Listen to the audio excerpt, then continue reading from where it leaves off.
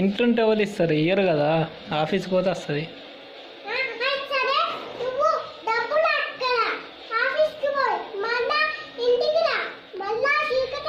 పని చేయకుండా డబ్బులే ఆడుకొని రావన్నా?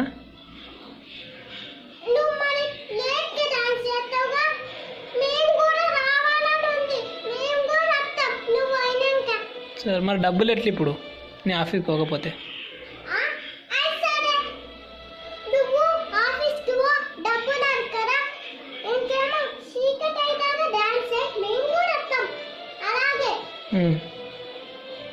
డబ్బులు ఎట్లా అంటున్నాక చెప్పలేదు ఇంకా.